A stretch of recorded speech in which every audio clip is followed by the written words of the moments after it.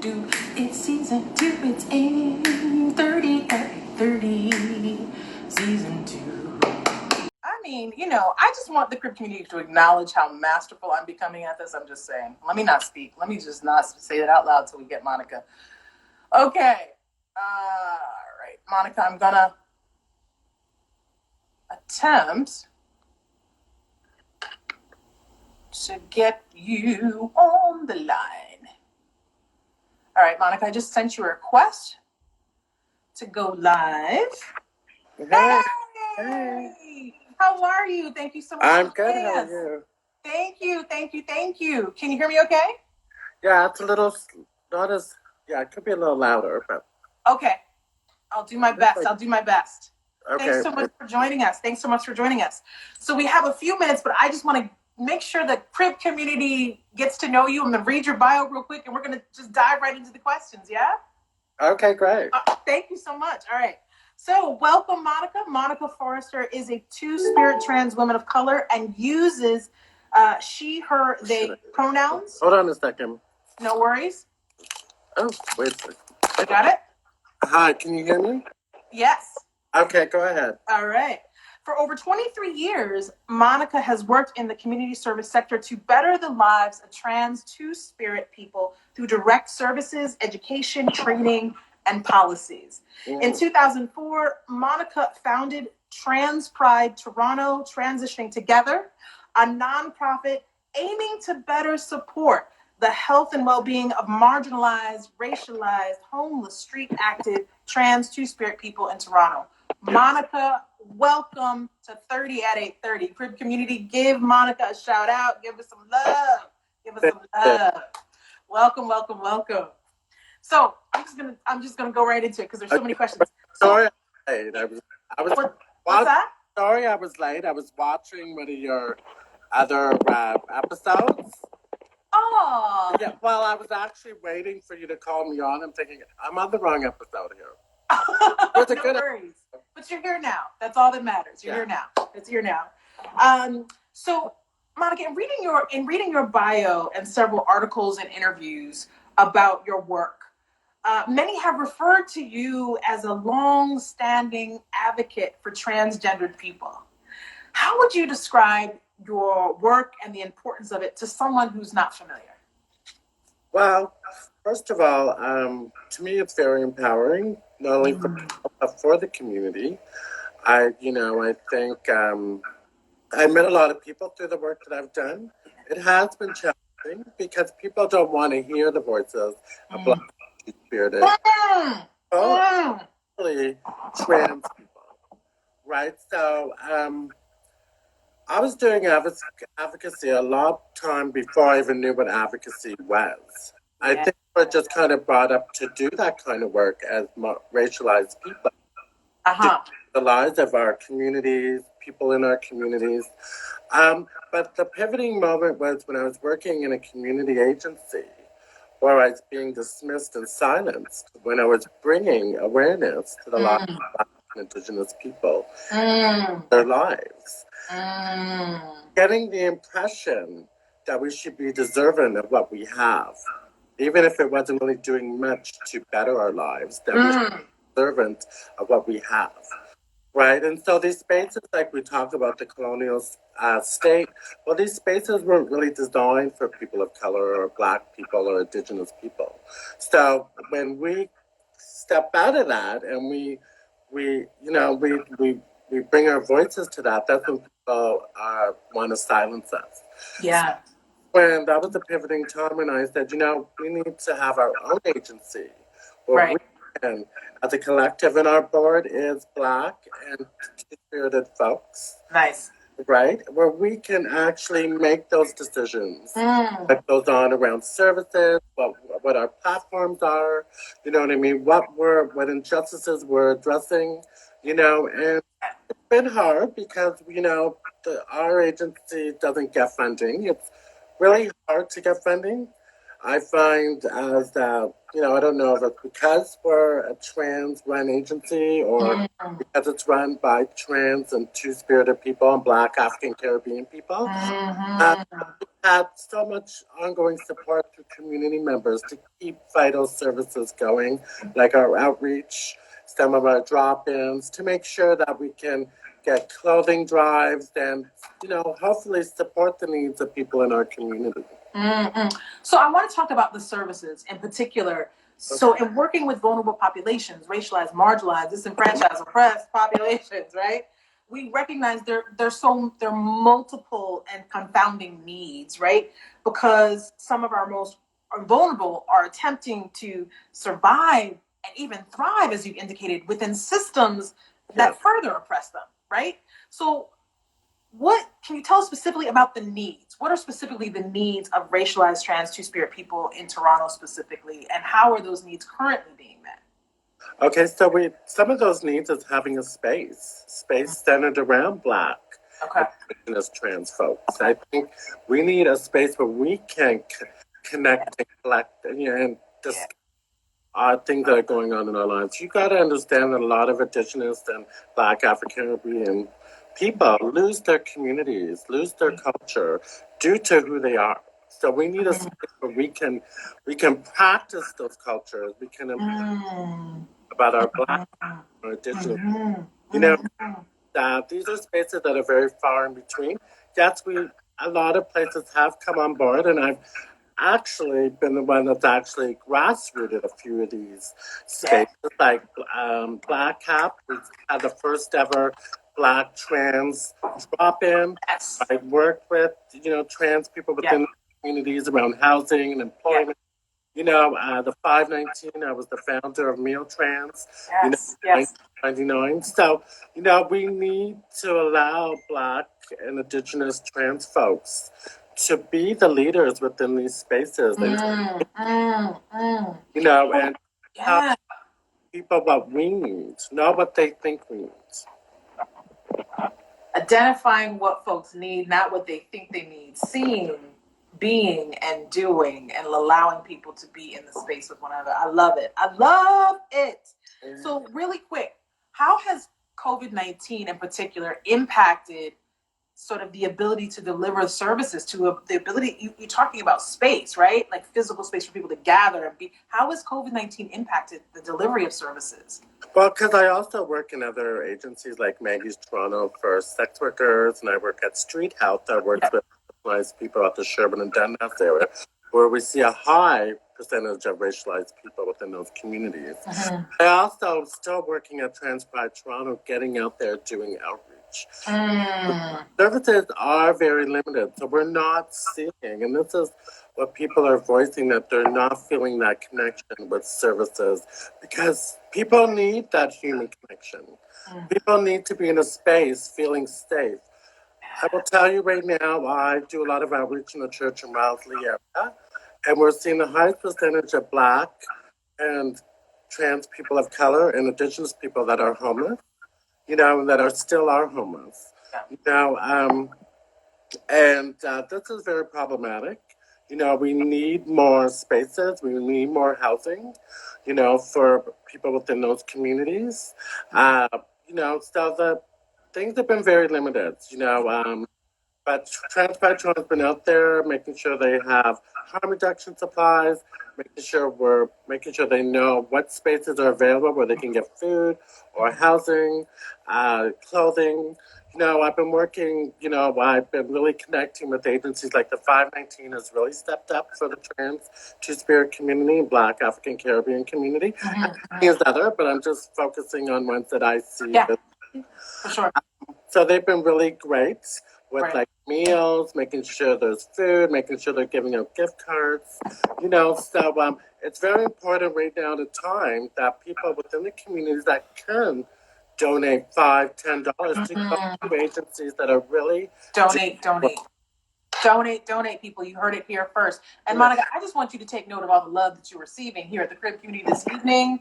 We applaud you and your work, Monica. Great work, so needed. The services are so Eurocentric and not culturally responsive. Thank you so much. Yes, Indigenous folk need to be the leaders. Yes, so important. So you see, folks are hearing and feeling what you're saying. I want to, and I'm conscious of the time, but I really want to switch gears because you know, the crib is focused on Black survivors of homicide victims, and elevating research, policy, and practice for and with them.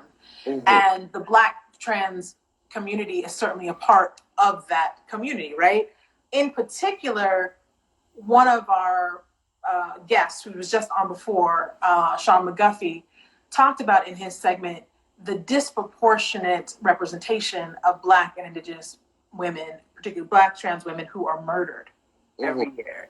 And so, in particular, according to the Human Rights Campaign, this year there's been at least 30 transgender or gender nonconforming people fatally shot or killed by other violent means, the majority of which were Black and Latinx transgendered women. These numbers have now surpassed the total number of deaths from tracked last year, 2019. However, in the US and Canada, there are no comprehensive data available to track these homicides because too often these murders go unreported and misreported due to misgendering, etc. How are these murders impacting the Black trans community, particularly when they aren't counted, they're not acknowledged and recognized? Well, I could say that the Black and Indigenous communities, trans communities, are very resilient. And this isn't something that's very new. So I've been out for 30 years, and I've seen continuous violence towards these communities. And the murders, when we look at the murders of Laura Wells, Lisa Black, when we look at the murders of Cassandra Joe, these are all women of color. And not only were they murdered, but police had never taken steps to actually, to support these communities. For Cassandra Joe, the guy that murdered Cassandra Joe was known to police. He did not inform community that the person was out there. When we look at Laura Wells, her body was found, but the police did nothing to notify community that they found her body. So it shows you the lack of any sort of responsibility towards the trans community to make sure there is justice. So yes, it's a scary moment when myself, as someone that is somewhat privileged because of who I am and the place I live, but when I step out that door, I'm not privileged. And we're not. That's right. Police for many years around their conduct around trans, especially Black and Indigenous trans people. I was scared. I'm nobody when I step out of those spaces. I felt in the 30 years that I've been in this community that I felt that, we need justice.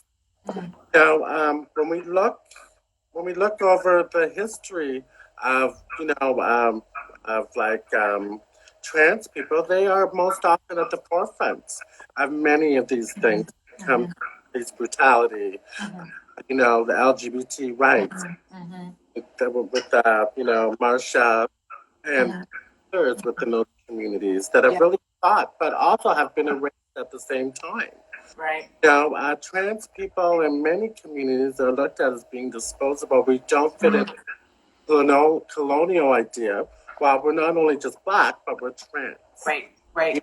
So recognize those. Right. Ooh, you hit on something. Sorry. Go ahead, Monica. Go ahead. We also need to really work within our communities. It is really important, and that is something that I've seen when, especially we're seeing high rates of Black and Indigenous women, trans women, being killed by people within their communities.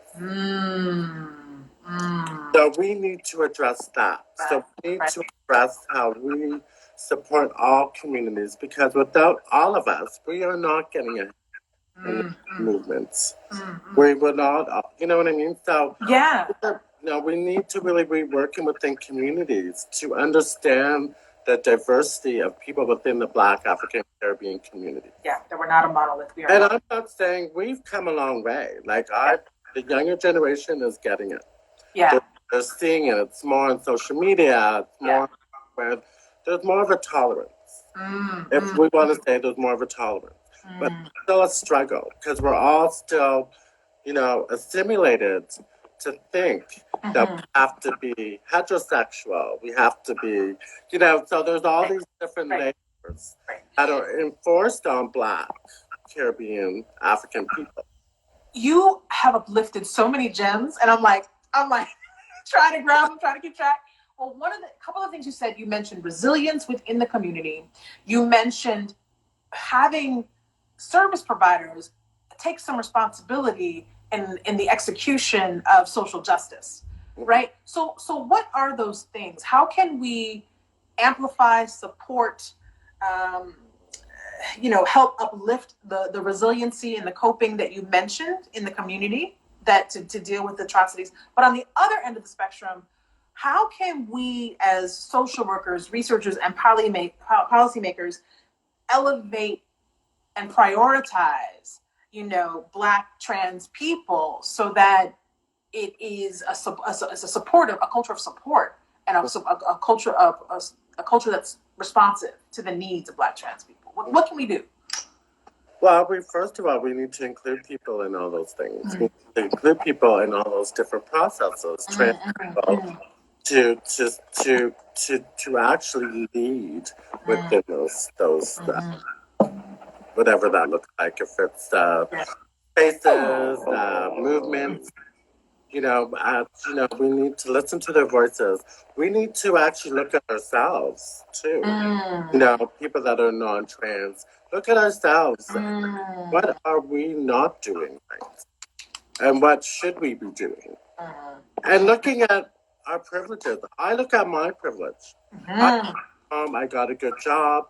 It came with a lot of, sacrifices and stuff, but I look at my privileges and how I can better them within my community. So some of that is non-trans. Yes. Needs to be reflecting on those things. Yes. To support community. We can't all say we're allies and not do nothing. Crib community, I want you to recognize that repeatedly every single guest who has been on 3830 has talked about putting community, putting the people that you are in service to at the forefront, number one. Number two, we have repeatedly talked about the work starts with checking in with ourselves, understanding where our power and privilege lie, and being able to acknowledge that and have those difficult, challenging conversations with ourselves about how do we then go to help those who are being victimized, are being marginalized. That is how we create systemic change. I love it. Monica, I'm just meeting you, but I could talk all night, but I know we got 30 minutes. But I can't, I know that you're busy in the trenches. And so as you've seen the Crip communities acknowledge and say thank you, I want to thank you for the work that you're doing.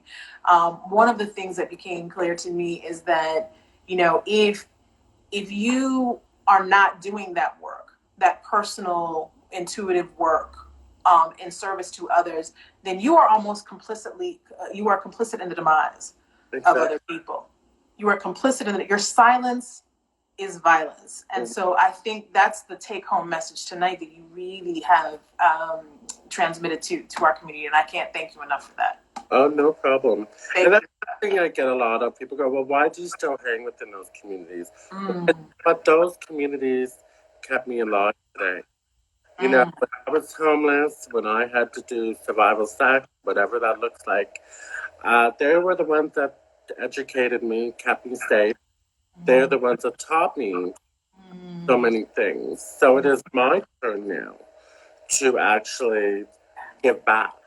Yeah. You know what I mean? And to support people. And, I can honestly say the 30 years that I've been out, has anything really changed? Yes, we see more access, but how does that access really look? Why are still seeing Black and African Caribbean and Indigenous women still homeless? Why are we still seeing them not getting the same kind of jobs, employment like other counterparts within the trans community? And that's what I fight about. No, trans people deserve the same kind of employment like everyone else. You know what I mean? And I can talk about a few different places. we shouldn't be, be deserving that we can have a job that pays Absolutely. age when we have an education or a bachelor. No, we deserve the same amount as everyone else. And that was something that I've, for the last 22 years, working in a diversity of agencies, I've worked in over 20. But it's around bringing visibility, but also showing people that I'm just as capable to do the same kind of work as everyone else. So dismissing ideas society has on trans people. Yeah. Thank you, Monica, for joining us this evening. I can't thank you enough. Cannot thank you enough. Thank you for the work that you do. Crib community, as always, from our crib to yours. Stay safe and keep well. Good night. Thanks, Monica. Bye, sweetie.